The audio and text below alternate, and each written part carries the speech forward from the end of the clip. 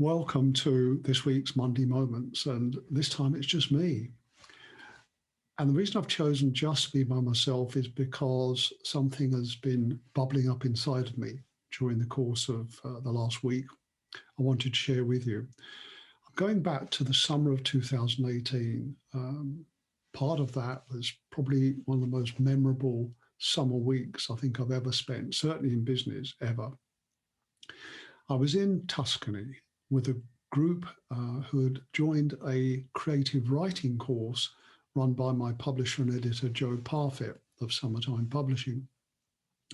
And we were all nervous. We were all scared because we were all business people who had either run businesses or were running or had retired from senior executive roles in business.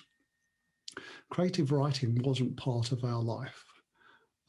But what happened during the course of those 5 or 6 days in Tuscany at a place called Pesaro, the water mill at Pesaro, can only be described as magic in our lives. We bonded together as a group. We learned to laugh and cry together. The days were warm and balmy and the evenings were glorious. And there was a mountain stream running outside of our bedroom, alongside the watermill, as you can imagine. What I learned there was the power of language, the power that language can have on our minds, our hearts, our spirits, and can make our thoughts, our thinking processes soar to completely new places, completely new heights. And I just want to share with you one small item that came from a managing director, and she sent it to us recently to this WhatsApp group that we formed. And I just want to share 60 seconds of that with you as she reads out something that she's written. And I found it very moving. So let me just go off camera now and just play that to you just for 60 seconds.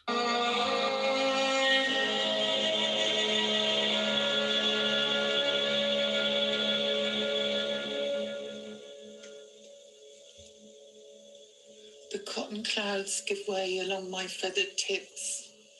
The drafts beneath my wings raise me towards the soothing balm of sunlit warmth that bathes the mellow air. I breathe at last. As joy and wonder spill my wide-eyed gaze, below, before, and always no shadow hides its beauty here. And as the world beneath me turns its age, and time reveals its scars, I understand.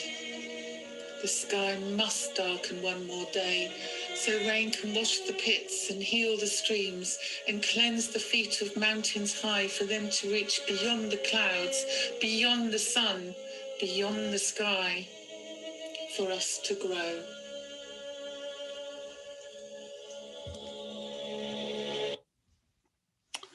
I love how Caroline, the managing director of an engineering company, very mechanical thinking processes in an engineering company. It's not necessarily a creative environment, but I love the way she talks about the rain washing the scars that we create on this earth. Why am I bringing this to you today? Well, here's what I've learned over the last few years. I can tell a great deal about the way someone is thinking and behaving in their business and in their life by the language they use. Language belies us, it reveals us very quickly. And I've learned that not only does it reveal what's going on inside of us, but actually it can shape the way we start to look at the world and think about the things we're about to do. During those days in Tuscany, we completely reviewed the way we saw the world. The world no longer looked the same to us. We saw it through different lenses and perspectives, and it completely shifted our thinking. So here's the message behind what Caroline has just read out.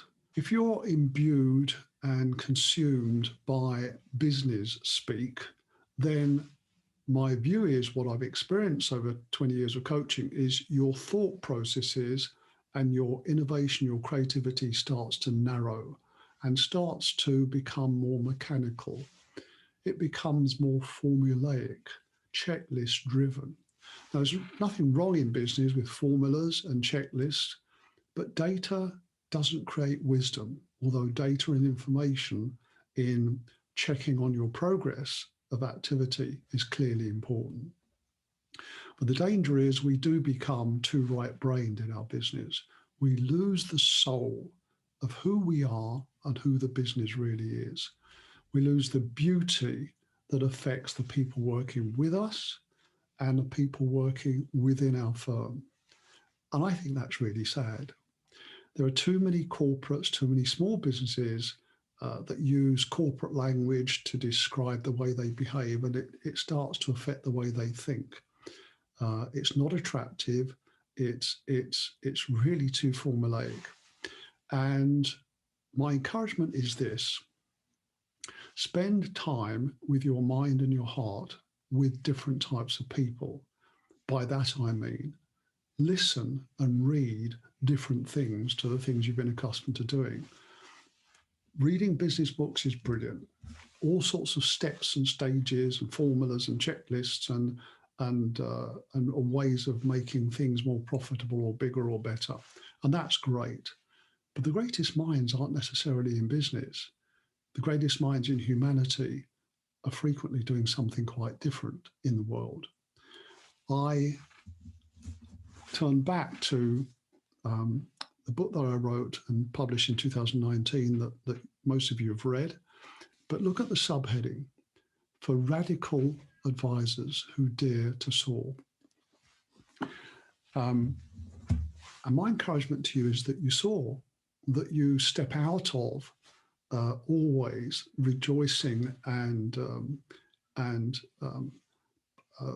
celebrating metrics in your business, that you rejoice and celebrate over something else, that you spend time with your mind and your heart, mixing with different people outside of business, anthropology, science, spirituality, religion, poetry. Just mix with those great minds. They see the world differently to the way you do, and they will help you see it different too.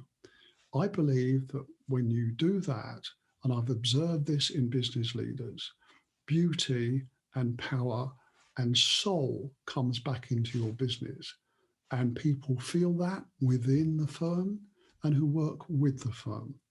And I think that's an exciting thing to happen. There's too much ugliness in financial services. There's enough corporates who are creating simply metric-driven organizations. And we need to move above that. The public needs us to do so too. That's my encouragement today.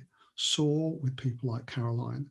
Use language that's different from the language you currently use, and you will start to think and feel differently about your business.